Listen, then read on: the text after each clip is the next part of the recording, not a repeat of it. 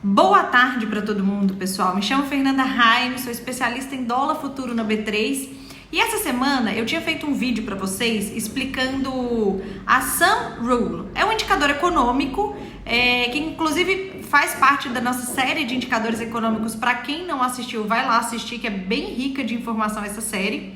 Enfim, nesse vídeo eu chego a comentar com vocês sobre a situação do Japão. E eu até falei no vídeo, né? Falei, se algumas pessoas tiverem interesse aí em entender um pouco essa movimentação do Japão nessas últimas semanas, que impactou inclusive o nosso dólar aqui, me mandem uma mensagem, se isso não estiver muito claro para vocês e tal, que de repente eu faço um vídeo específico sobre isso. E algumas pessoas de fato me mandaram mensagem pelo direct do Instagram. E aí eu resolvi fazer esse vídeo para deixar explicadinho para vocês aqui o que está acontecendo com o Japão nessas últimas semanas, principalmente aí na semana passada para essa, que fez o nosso dólar aqui subir consideravelmente, não só o dólar aqui no Brasil, como o dólar no mundo inteiro, tá?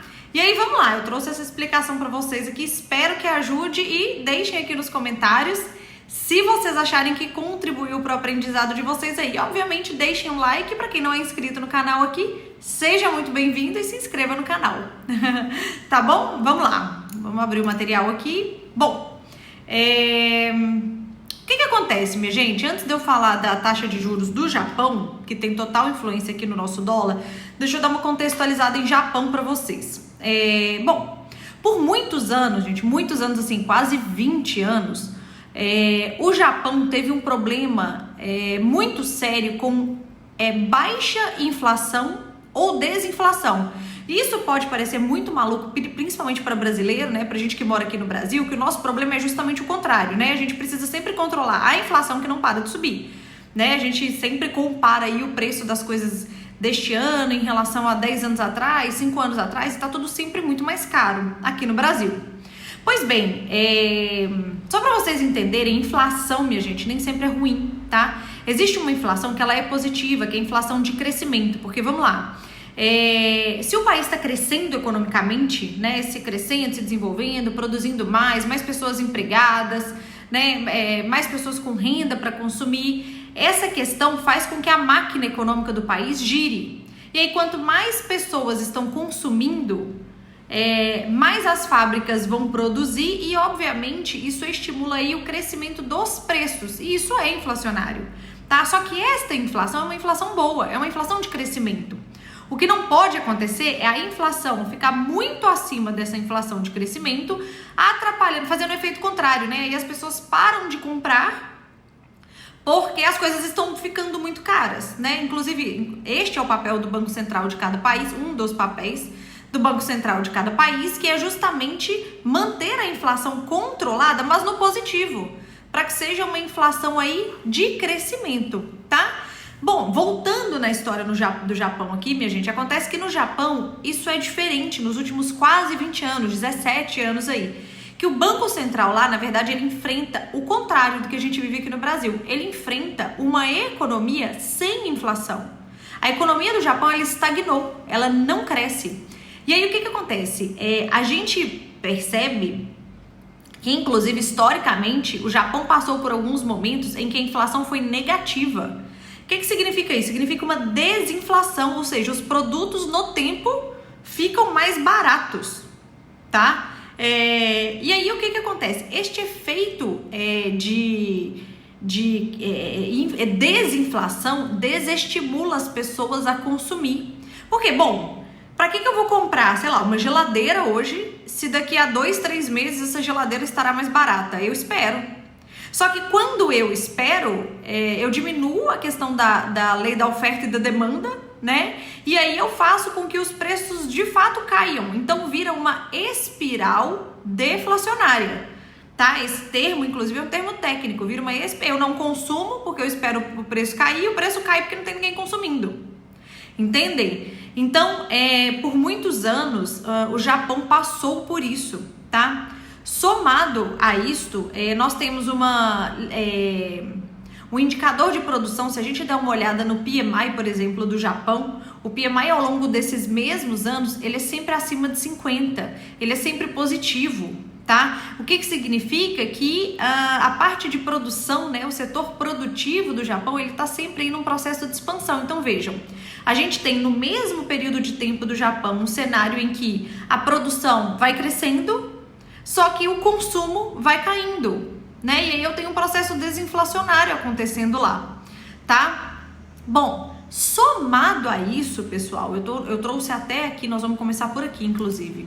Eu trouxe aqui para vocês um dado extremamente importante que, somado a essa situação que eu expliquei para vocês, e assim, culturalmente o japonês ele é mais poupador, tá? É diferente, por exemplo, da cultura brasileira, que já é mais gastadora. O japonês, ele tem ele é mais conservador em sua cultura como um todo, e inclusive nas suas finanças. Então ele tem um perfil mais controlado, mais conservador aí, mais guardador de dinheiro. Certo? Bom, enfim, somado a isso, o que a gente tem? Nós temos, minha gente, que o Japão, olha, nessa reportagem da BBC News aqui, o Japão, ele tem a população mais idosa do mundo, tá? E o perfil, e aí aqui a gente tá pensando em consumo, o perfil de consumo de uma pessoa mais idosa é completamente diferente de uma pessoa jovem, né? Por exemplo, um idoso, ele não pensa, sei lá, em reformar, trocar o sofá da casa dele, o carro. Não necessariamente ele pensa nessas coisas como um jovem pensa, que troca de celular, né? Lançou um modelo novo de celular. Poxa, quero trocar meu celular, quero estar sempre com um modelo mais moderno, enfim. Os idosos, eles não têm esse perfil. Então, mais um idoso japonês que é mais conservador ainda, tá? Então, vamos lá. O fato da população japonesa já ser uma população mais velha e seguir nesse rumo de envelhecimento, que não é uma característica só do Japão, tá? É do mundo inteiro. Mas falando especificamente aqui do Japão, isso também tende a diminuir essa característica de consumo que eles têm, que já é muito baixa. Olha para vocês terem noção que interessante. No Japão, uma em cada 10 pessoas tem 80 anos ou mais, tá? Pra vocês terem noção, o índice de habitantes com 65 anos ou mais bate praticamente 30%. Tem até um comparativo aqui, ó. Por exemplo, olha só.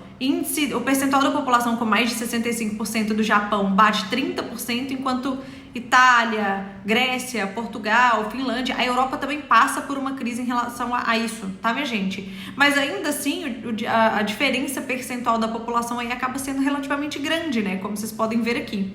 Então vamos lá, nós temos um cenário aí em que o Japão por muitos anos viveu ou com a inflação negativa, né, desinflação, ou com uma inflação praticamente muito próxima de zero, porque a economia lá não consegue crescer por esses fatores que eu expliquei para vocês aqui, tá? E aí o que acontece? Bom, o Banco Central do país, ele precisa atuar nesse aspecto, tá? E aí o que o Banco Central do Japão fez? Ele pega a caixa de ferramentas dele com várias alternativas, tá? Não é só essa que eu vou explicar para vocês aqui, mas uma delas, que é a principal, que a gente acompanha bem de perto, é a taxa de juros. Então, durante esse período, o Banco Central japonês, ele manteve a taxa de juros no zero, praticamente, ou negativa, para ver se estimulava as pessoas a gastar. Como é que isso funciona, minha gente? Bom, vamos lá, se a taxa é como se a nossa Selic aqui fosse negativa, tá?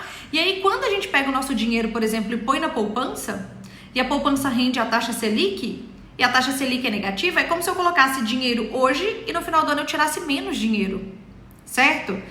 De uma maneira bem simplista, eu tô explicando isso aqui para vocês entenderem, tá? Bem lúdica.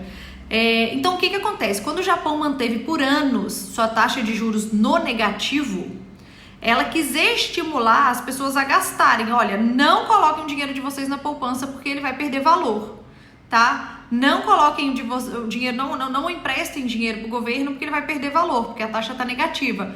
Peguem esse dinheiro e façam qualquer outra coisa com esse dinheiro, inclusive consumir. Então essa é uma das formas que um banco central tem para ver se estimula a sua economia a crescer, tá? Vale lembrar, só fazendo um parênteses rápido aqui, que existe uma preocupação genuína de vários economistas mundo afora de que a China está caminhando para este cenário. Ainda não está, longe de estar neste cenário, obviamente, ainda mais com a taxa de crescimento da China, mas há semelhanças da população estar envelhecendo, há semelhanças da questão de consumo, enfim, mas fecha parênteses, depois a gente pode fazer um outro vídeo para falar da China.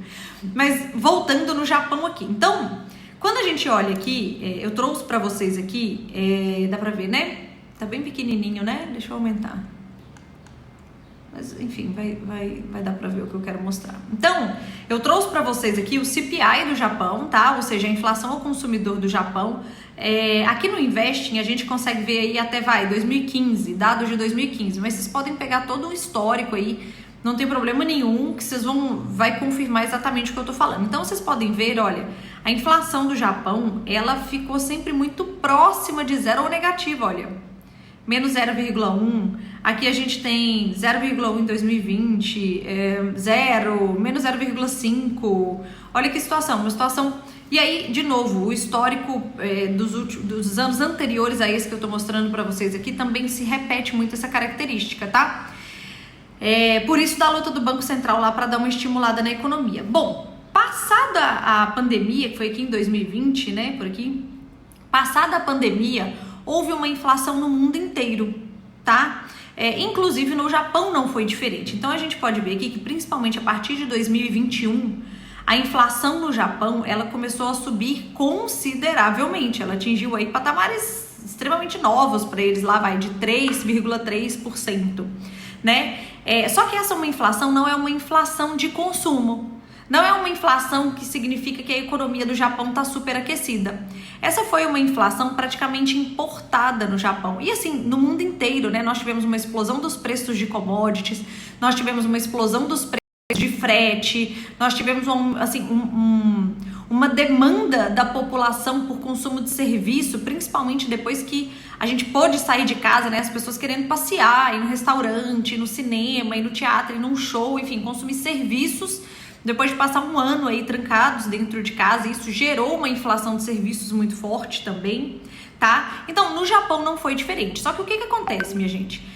Durante esse período pós-pandêmico, os países do mundo inteiro, praticamente, eles começaram a lutar contra essa inflação. Começou a subir demais no Brasil, nos Estados Unidos, na Europa, na Inglaterra, na Austrália, no Canadá, enfim, por aí vai. Então, os bancos centrais do mundo inteiro, eles começaram a subir os juros para controlar a inflação. O que o Japão fez durante este período aqui de alta de inflação em relação à sua taxa de juros? Nada, porque para ele era bom, finalmente a inflação estava subindo, tá? Então, durante muito tempo ele falou, não, eu vou deixar a inflação subir sim, porque eu preciso mudar esse comportamento de consumo do meu país para ver se ele se estimula, tá? Então, quando a gente dá uma olhada aqui, e eu trouxe essa nova aba para vocês aqui, vamos ver, deixa eu colocar ajeitadinho aqui, pronto. Eu trouxe essa aba para vocês aqui, isso aqui é a taxa de juros, deixa eu tirar isso aqui, pronto. Essa daqui, ó, é a taxa de juros do Japão, tá? Vou abaixar aqui pra gente dar uma olhada no gráfico. Então, vejam que, assim, os juros no Japão, ó, até os 2008, por aí, eram juros de 0,5. É um juros muito próximo de zero, minha gente. Se vocês pensarem em Brasil, que a gente tá com juros de 10%, vocês passam a ter uma noção dessa diferença, tá? Então, assim, de 2009, 2008, os juros permaneceu praticamente no zero, 0,1 praticamente zero, tá? Praticamente no zero. Depois de 2016 para frente, os juros ficou negativo lá, como eu comentei com vocês, tá? E aí, o que acontece? Ó, no ano de... Deixa eu tirar isso aqui dá pra ver. Vamos lá, a pós-pandemia, que eu mostrei para vocês no outro gráfico, ó, pós-pandemia 2021, 2022, 2023, tá vendo aqui? Mesmo com a inflação lá subindo, como a gente pôde ver aqui, ó, né? Mesmo com essa inflação subindo aqui nesse mesmo período, o Banco do Japão, ele manteve sua taxa de juros no negativo, diferente do mundo inteiro. Só que o que acontece? A inflação por lá começou a atingir patamares mais elevados, até que o Banco Central japonês, depois de anos, resolveu fazer um aumento de sua taxa de juros aqui para um valor bem inexpressivo, né? Voltou para o zero, saiu do negativo em março. E agora, no dia 31, tá? 31/7, deixa eu colocar aqui para vocês, aqui ó. No dia 31/7, ele sobe seus juros para 0,25 de uma maneira inclusive inesperada, porque o mercado não esperava essa alta. O mercado esperava uma alta, mas não tão rápida assim, tá? A patamares nunca vistos desde 2008 no Japão, tá? Bom, Explicado, minha gente, esse contexto para vocês, agora nós vamos fazer uma correlação do que esta decisão que o Banco Central do Japão tomou e os seus impactos no mundo inteiro, tá certo? Bom, vamos lá. Enquanto o Japão, que é um país estável, uma economia sólida, segura, tá? Que isso é relevante para os investimentos. Enquanto o Japão manteve sua taxa de juros ou no zero, praticamente no zero, né? Ou no negativo, o mercado financeiro encontrou aí uma oportunidade de fazer dinheiro, de criar dinheiro, de fato. Que é o seguinte, é pegar dinheiro emprestado no Japão a uma taxa de juros negativa ou a uma taxa de juros praticamente zerada. Então, eles pegaram dinheiro no Japão emprestado dos bancos, tá? E aí eles foram investir, minha gente, mundo afora, tá? Então, eles investiram em bolsas americanas, que tem ações lá, as ações americanas sobem em média 20% por ano. Então, você pega dinheiro emprestado no Japão a uma taxa de zero e investe nos Estados Unidos com uma rentabilidade média de 20% ao ano. Olha que investimento maravilhoso, certo? Teve investimento em emergentes, como no México, como no Brasil, África do Sul, na Europa, títulos americanos, renda fixa aqui brasileira, enfim. Muito dinheiro, minha gente, mas quando eu falo muito, não pensem com a cabeça de pessoa física, nós estamos falando aqui de muito dinheiro. Muito dinheiro durante esse período longo de tempo, ele sai do Japão e se espalha mundo afora em vários outros ativos. E aí é como se dinheiro fictício, bem entre aspas, sabe, tivesse sido criado. Porque afinal de contas, por exemplo, Fernanda, eu não tô pegando meu dinheiro e investindo, sei lá, no Brasil. Eu tô pegando um dinheiro emprestado que não é meu e investindo e fazendo isso rentabilizar e virar dinheiro, tá? Acontece o que, minha gente? Que para quem acompanha meus vídeos desde o ano passado, no ano passado, quando começaram esses rumores de que o Banco Central japonês iria mudar a sua política monetária para começar a subir sua taxa de juros, já houve um estresse no ano passado pontual. Na medida em que isso não se confirmava a cada decisão de política monetária do Japão, o mercado se acalmava de novo, mas no ano passado eu fazia resumão para vocês, atrás de resumão, sempre comentando sobre isso, tá? Para quem é meu aluno, nós também abordamos esse tema numa aula específica aí que a gente faz juntos. Mas enfim, bom, o que acontece, minha gente? Na medida em que o Banco Central faz esse aumento, inclusive inesperado de juros por lá, veja, essa operação que é chamada de carry trade, é uma operação de arbitragem, tá? Mas o que é uma operação de carry trade? Eu pego dinheiro num país, pego um dinheiro a custo barato num país e invisto em outro, tá? Esse processo de carry trade do Japão, especificamente para o restante do mundo, começou a não se tornar tão vantajoso assim mais. Não é aquele negócio mais tão óbvio, né? Não é tão vantajoso assim mais. Então, vários investidores começaram a desmontar esta posição de carry trade ou parte dela e devolver o dinheiro para os bancos do Japão, tá? Afinal de contas, o lucro provavelmente foi muito bom nesse processo aí, que esses grandes investidores, entendam, grandes investidores, é muito dinheiro. Só que o que acontece, minha gente? A porta, ela é estreita, tá? A porta, ela é estreita. Então, aconteceu uma corrida para desmontagem desse tipo de posição, tanto que a gente viu um sell-off no mundo. No dólar, nas bolsas, em cripto, enfim, vários ativos. Por quê? E esse dinheiro estava voltando para o Japão. Fernanda, mas como que você sabe que esse dinheiro estava voltando para o Japão? Porque nesse mesmo período, minha gente, aconteceu uma valorização muito grande do iene. Mas vamos lá, vamos entender esse movimento. O que acontece? Eu, como investidora, peguei dinheiro no Japão e investi no Brasil. Vamos falar do Brasil aqui. Mas isso foi no mundo inteiro. Investi no Brasil. Então, o que eu faço? Eu pego o dinheiro em iene lá no Japão, tá? Aí eu vendo esse iene para comprar o dólar. Então, o iene cai e o dólar sobe. Pronto, eu tenho esse dinheiro agora em dólar. Aí eu quero investir no Brasil, não é isso? Então, eu pego este dólar, vendo este dólar para comprar real. Nessa hora, o dólar cai e o real sobe. Aí, o dinheiro, agora em real, faz com que eu invista aqui no Brasil, em renda fixa, na bolsa, enfim, onde eu quiser. Como é que é o caminho de volta, minha gente? Porque nós estamos falando que esse dinheiro está voltando para o Japão. Eu estou devolvendo esse dinheiro, estou pagando meu empréstimo no banco do Japão. Como é que esse dinheiro volta? Eu pego o real e falo, putz, eu preciso transformar, desfaço da minha operação, e no Brasil já saí com lucro, tô feliz e tal, eu desfaço essa operação, aí eu vendo o real e compro o dólar. Nessa hora, se você vende o real, tá, dá pra ver minha mão aqui, né? Se você vende o real e compra dólar, o dólar aqui no Brasil sobe e o real se desvaloriza. Aí eu transformei ele em dólar. Aí eu pego esse dinheiro em dólar, vendo dólar e compro iene, que é a moeda do Japão. E compro iene. Pronto, transformei o dinheiro em iene. E devolvo pro banco japonês. Pronto, desfiz minha operação. Só que vocês têm que entender que esse movimento de desmontagem de posição de carry trade foi gigante no mundo inteiro. Ano passado existiam vários economistas que falavam que a próxima crise mundial aconteceria nesse movimento. Pra vocês terem noção, existem economistas que eles estimavam que esses valores dessa estratégia de arbitragem giravam em torno de trilhões de dólares. E que quando essas posições fossem desmontadas, a porta seria muito estreita para voltar para o Japão. O que significa a porta muito estreita? Significa que o iene ia subir muito, ia valorizar muito, e isso poderia provocar uma catástrofe no mercado financeiro mundial.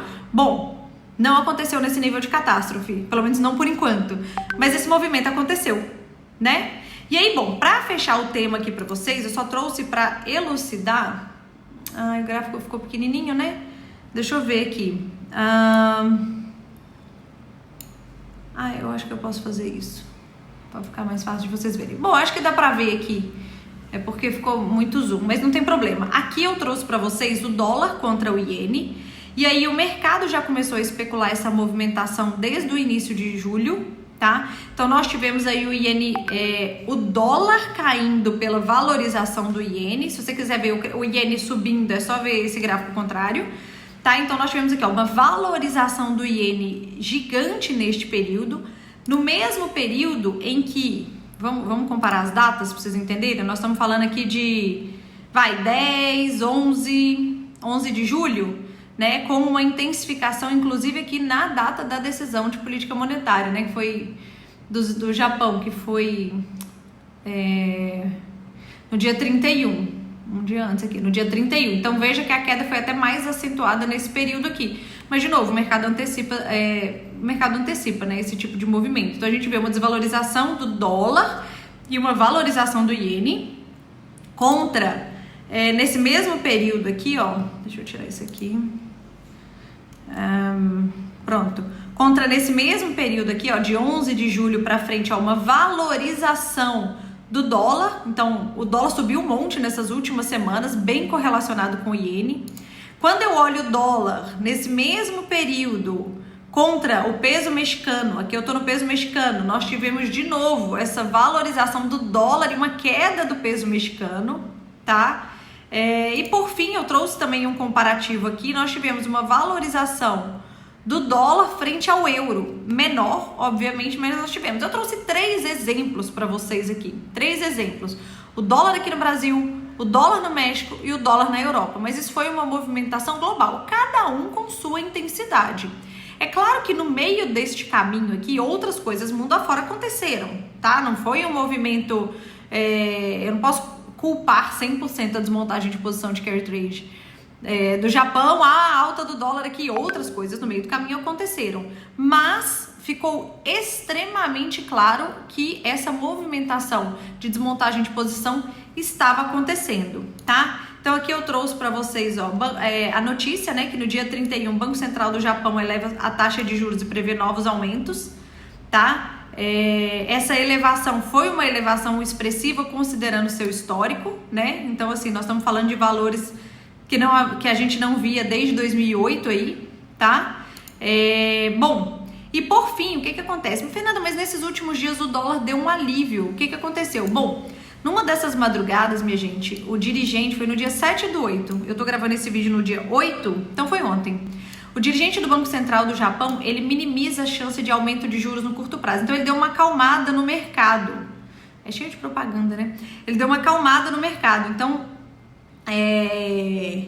Aqui, ó, ele sinaliza, ele disse na quarta-feira 7 que o Banco Central não elevará os juros enquanto os mercados estiverem instáveis, minimizando a chance de aumento de curto prazo na taxa de empréstimo. Então, quando ele fala assim, porque assim, o mercado financeiro ficou pensando, poxa, eles já começaram um ciclo de alta de juros no Japão, eu não sei onde ele vai parar, mas pode ser que toda reunião ele aumente os juros.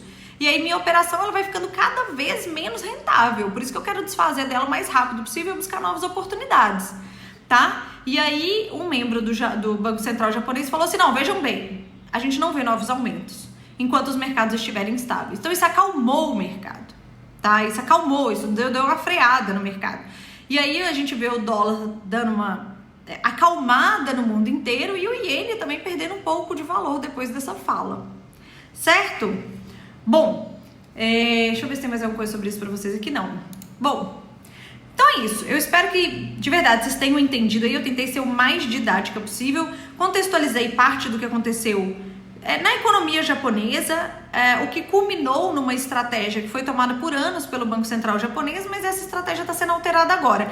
E essa mudança de estratégia tem uma desmontagem de uma posição de, bom, segundo alguns economistas, de trilhões. E que essa desmontagem de posição tem impacto em ativos do mundo inteiro. E aí eu espero que vocês tenham entendido esses impactos aí. Bom, se vocês entenderam, se vocês gostaram do conteúdo, deixem o like, comentem aqui, espero que tenha agregado e eu vejo vocês aí no próximo vídeo. Sempre que tiverem dúvidas de mercado aí, minha gente, me manda essas dúvidas aí que a gente vê como é que a gente pode ajudar, tá bom? Então é isso, beijo e até mais, tchau, tchau!